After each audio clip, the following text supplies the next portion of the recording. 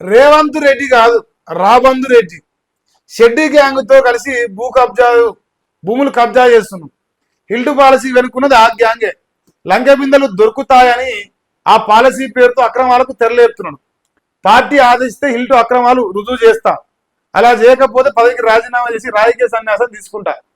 ఊని అమ్మ, హిల్టు పాలసీ విషయంలో అంట పార్టీ ఆదేశించాలంట అక్రమాలు బయట పెడతానికి. ఒకవేళ పార్టీ ఆదేశించకపోతే రాజీనామా చేసి రాజకీయ సన్యాసం తీసుకుంటా అంటుండు. ఎందుక బీజేపీ నీకు సహకరిస్తుందా? ఇప్పుడు రాకేష్ రెడ్డి అయిపోయింది, అంతకంటే ముందు రాజాసింగ్ అయిపోయింది, ఇప్పుడు ఈయన ఒకరు ముగ్గురు ఎమ్మెల్యేలు పోతే ఇక ఐదుగురేనా మిగిలేదే? మాకు పార్టీ కావాలా వద్దా మాకు అవసరం లేదా, మేము కేంద్ర మంత్రి అయితే చాలు. నేను కేంద్ర మంత్రి అయినా నాకు ఎక్కడన్నా ఓని పార్టీ, నాకు పార్టీతో పని లేదు. ఊరికే ఏంది పరిచయం? రాబందు బొమ్మ చుట్ట పెట్టాను, రాబందు పెట్టి తగినంగా రేవంత్ రెడ్డి బొమ్మ వేసింది. ఇది న్యాయమేనా మీకు?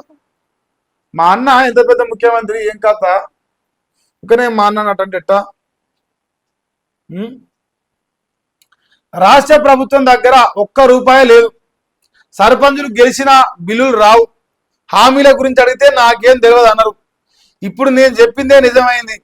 ఇచ్చిన హామీలు నెరవేర్చే పరిస్థితి లేదు. అన్నిటికీ డబ్బులు ఇచ్చేది కేంద్రమే. కాంగ్రెస్ కేజీ బియ్యం ఇస్తే కేంద్ర ప్రభుత్వం 5 కేజీలు ఇస్తుంది అని చెప్పేసి ఎంపీ ఈటల రాజేందర్ గారు చెప్తున్నారు.